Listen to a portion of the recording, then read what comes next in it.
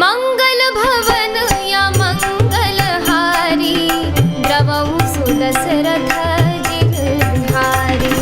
चले राम लक्ष्मण मुनि संगा, गए जहाँ जग पावनी गंगा। गाधि सोनु सब कथा सुनाई, जेहि प्रकार सुर सरि महि आई। तब प्रभु ऋषि समेत नहाए, विविध दान महि देवन पाए। हर्ष चले मुनि वृंद सहाया, बेगी विदेह नगर नियराया। पुर रम्यता राम जब देखी, हर्षे अनुज समेत विशेषी। बापी कूप सरित सरनाना, सलिल सुधा सम मनि सोपाना। गुंजत मंजुमत रस भृंगा, पूजत कल बहु बरन विहंगा। बरन बरन बिकसे बन जाता, त्रिविध समीर सदा सुखदाता। मंगल भवन या मंगलहारी, द्रवहु सुदशरथ जिगधारी। सुमन बाटिका बाग बन, विपुल विहंग निवास। फूलत फलत सुपल्लवत, सोहत पुर चहुपास। मंगल भवन या मंगलहारी, द्रवहु सुदशरथ जिगधारी। बनई न बरनत नगर निकाई, जहाँ जाई मन तहीं लुभाई। चारु बजारु विचित्र अपारी, मणिमय विधि जनु स्वकर संवारी। धनिक बनिक बर धनद समाना, बैठे सकल वस्तु लय नाना। चौहट सुंदर गली सुहाई, संतत रहहि सुगंध सिंचाई। मंगलमय मंदिर सब केरे, चित्रित जनु रतिनाथ चितेरे।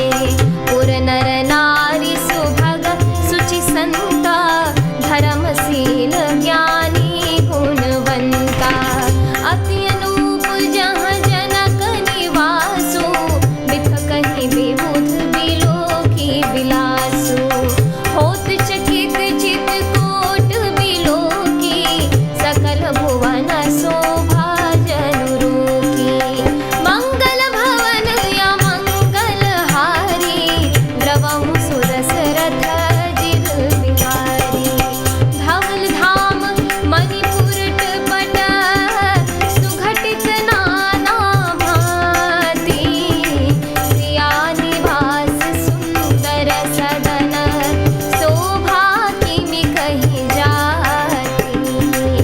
मंगल भवन या मंगलहारी, द्रवहु सुदशरथ जिगधारी।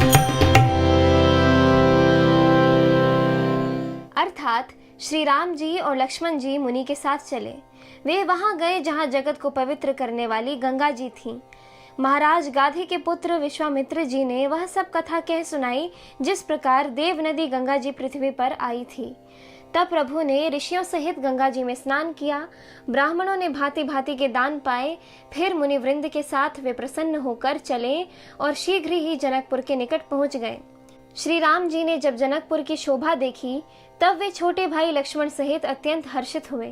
वहां अनेकों बावलियां, कुएं, नदी और तालाब हैं, जिनमें अमृत के समान जल है और मणियों की सीढ़ियां बनी हुई हैं। मकरंद रस से मतवाले होकर भौरे सुंदर गुंजार कर रहे हैं। रंग बिरंगे बहुत से पक्षी मधुर शब्द कर रहे हैं। रंग रंग के कमल खिले हैं। सदा सब ऋतुओं में सुख देने वाला शीतल मंद सुगंध पवन बह रहा है। पुष्प वाटिका यानी फुलवारी, बाग और वन, जिनमें बहुत से पक्षियों का निवास है, फूलते फलते और सुंदर पत्तों से लदे हुए नगर के चारों ओर सुशोभित हैं। नगर की सुंदरता का वर्णन करते नहीं बनता, मन जहाँ जाता है वहीं लुभा जाता है, यानी रम जाता है। सुंदर बाजार है, मणियों से बने हुए विचित्र छज्जे हैं, मानो ब्रह्मा ने उन्हें अपने हाथों से बनाया है। कुबेर के समान श्रेष्ठ धनी व्यापारी सब प्रकार की अनेक वस्तुएं लेकर दुकानों में बैठे हैं। सुंदर चौराहे और सुहावनी गलियां सदा सुगंध से सिंची रहती हैं। सबके घर मंगलमय है और उन पर चित्र कढ़े हुए हैं, जिन्हें मानो कामदेव रूपी चित्रकार ने अंकित किया है। नगर के सभी स्त्री पुरुष सुंदर, पवित्र, साधु स्वभाव वाले धर्मात्मा, ज्ञानी और गुणवान हैं। जहाँ जानकी जी का अत्यंत अनुपम सुंदर निवास स्थान यानी महल है, वहाँ के विलास यानी ऐश्वर्य को देखकर देवता भी थकित यानी स्तंभित हो जाते हैं। मनुष्यों की तो बात ही क्या, कोट यानी राजमहल के परकोटे को देखकर चित्त चकित हो जाता है। ऐसा मालूम होता है मानो उसने समस्त लोगों की शोभा को रोक यानी घेर रखा है। उज्जवल महलों में अनेक प्रकार के सुंदर रीति से बने हुए मणिजटित सोने की जरी के पर्दे लगे हैं। सीता जी के रहने के सुंदर महल की शोभा का वर्णन किया ही कैसे जा सकता है। इस एपिसोड में इतना ही। आगे की कथा सुनने के लिए कृपया मेरे YouTube चैनल से जुड़े रहें। धन्यवाद।